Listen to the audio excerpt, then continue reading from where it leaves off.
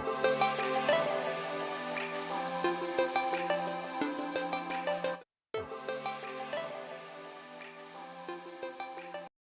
Everyone, welcome to my channel. Let's start learning. आज के इस वीडियो में बेटा हम class 10th chapter number 1 real numbers का इंट्रोडक्शन का पार्ट 2 करने वाले हैं। इससे पहले वाली वीडियो में मैं इंट्रोडक्शन पार्ट 1 करा चुकी हूँ। उसमें मैंने कुछ इंपॉर्टेंट टर्म्स के बारे में आपको बताया था। उसके आगे का टॉपिक आज की इस वीडियो में हम कवर करने वाले हैं। ओके बेटा, अगर आपको ये वीडियो हेल्पफुल लगे तो please like share and subscribe to my channel. Let's start learning.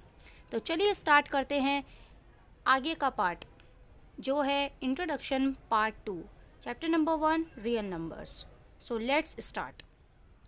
आज के वीडियो का हमारा फर्स्ट टॉपिक है नॉन टर्मिनेटिंग डेसिमल नंबर। इससे पहले वाली वीडियो में हम टर्मिनेटिंग डेसिमल नंबर पढ़ चुके हैं। अब हम स्टार्ट करते हैं नॉन टर्मिनेटिंग डेसिमल नंबर। अब ये नॉन टर्मिनेटिंग डेसिमल नंबर्स कौन से नंबर्स होते हैं? A decimal expansion which never ends, एक ऐसा डेसिमल एक्सपेंशन जो कभी भी एंड नहीं होता। विच मीन्स पॉइंट के बाद जो डिजिट्स होती हैं वो लगातार इंक्रीज होती रहती हैं, वो स्टॉप नहीं होती है। सो वो एक्सपेंशन हमारा कैसा एक्सपेंशन कहलाता है? नॉन टर्मिनेटिंग एक्सपेंशन या नॉन टर्मिनेटिंग डेसिमल नंबर। तो चलिए इसका एक एग्जाम्पल देखते हैं। एग्जाम्पल जैसे 0.242386 एंड डैश डैश डैश। इसका देखिए आप, पॉइंट के बाद के जो नंबर्स हैं वो स्टॉप नहीं हो रहे हैं, इंक्रीज होते ही जा रहे हैं। सो इस एक्सपेंशन को हम कह सकते हैं non terminating decimal expansion. Okay, अब जो नॉन टर्मिनेटिंग नंबर्स होते हैं ना, वो दो टाइप के होते हैं। एक तो होता है नॉन टर्मिनेटिंग रिपीटिंग नंबर और एक होता है non terminating non repeating.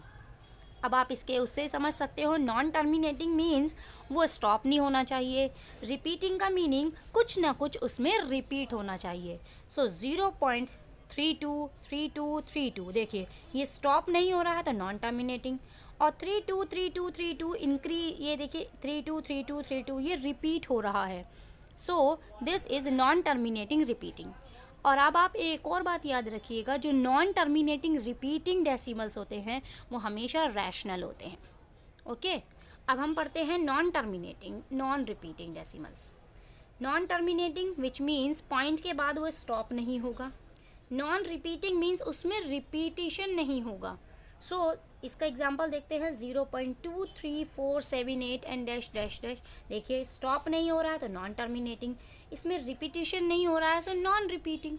Okay, और अब आप इसके बारे में भी एक बात याद रखिएगा कि जो non terminating non repeating decimals होते हैं वो हमेशा इरैशनल्स होते हैं। ओके बेटा, non terminating repeating rational, non terminating non repeating irrational. Okay, अब इसके बाद हम नेक्स्ट टॉपिक पढ़ते हैं। अब हमारा नेक्स्ट पॉइंट है प्राइम नंबर्स। अब प्राइम नंबर्स कौन से नंबर्स होते हैं? Numbers which have only 2 factors such as 1 and number itself. Means ऐसे नंबर्स जिनके पास ओनली 2 फैक्टर्स होते हैं, एक तो वो नंबर खुद और एक 1। ओके, विच मीन्स जब हम किसी भी नंबर के फैक्टर्स करेंगे तो फैक्टर्स करने के बाद ओनली 2 फैक्टर्स आने चाहिए, एक तो 1 आना चाहिए और एक वो नंबर खुद। ओके, फॉर एग्जाम्पल 2, 3, 5, 7, 11, 13, 17, 19 ये सब क्या हैं? Prime numbers. यहाँ देखिए बेटा, मैंने 1 से लेकर के 100 तक के प्राइम नंबर्स लिखे हैं। इसके आगे भी और भी होते हैं जो एग्जिस्ट करते हैं, वो मैंने नहीं लिखे हैं, बट ये कभी भी नहीं रुकेगा। जैसे काउंटिंग नहीं रुकती है वैसे ही प्राइम नंबर्स भी नहीं रुकेंगे। ओके, तो ये हैं 1 से लेकर के 100 तक के बीच के प्राइम नंबर्स। कौन से नंबर्स? Prime numbers. और प्राइम नंबर्स कौन से नंबर्स होते हैं? जिनके पास ओनली 2 फैक्टर्स होते हैं, एक तो 1 और एक वो खुद। ओके बेटा, अब आते हैं कंपोजिट नंबर्स। अब कंपोजिट नंबर्स कौन से नंबर्स होते हैं? वो नंबर्स जिनके पास मोर देन 2 फैक्टर्स, 2 से ज़्यादा फैक्टर्स होते हैं। यहाँ देखिए, यहाँ पर ओनली 2 फैक्टर्स होते हैं तो प्राइम नंबर्स। अब मोर देन 2 फैक्टर्स अगर होंगे मीन्स 2 से ज़्यादा अगर फैक्टर्स होंगे तो वो कहलाते हैं कंपोजिट नंबर्स। जैसे कि 4, 6, 8, 9, 10 और एंड सो ऑन, जैसे कि 12, 14, ये सब क्या होते हैं? Composite numbers. मीन्स ऐसे नंबर्स जिनको जब हम फैक्टर्स करें तो फैक्टर्स करने के बाद 2 से ज़्यादा फैक्टर्स आने चाहिए, तो वो सभी नंबर्स कंपोजिट नंबर्स कहलाते हैं। अब इन्हीं प्राइम नंबर्स और कंपोजिट नंबर्स को देखते हुए एक थ्योरम बनकर तैयार होती है, that is fundamental theorem of arithmetic. तो आइए सीखते हैं कि what is fundamental theorem of arithmetic. Fundamental theorem of arithmetic, ये क्या होती है थ्योरम? अब आप थोड़ा सा पहले इसका स्टेटमेंट हम रीड कर लेते हैं। Every composite number can be uniquely expressed as a product of primes except for the order in which these prime factors occurs.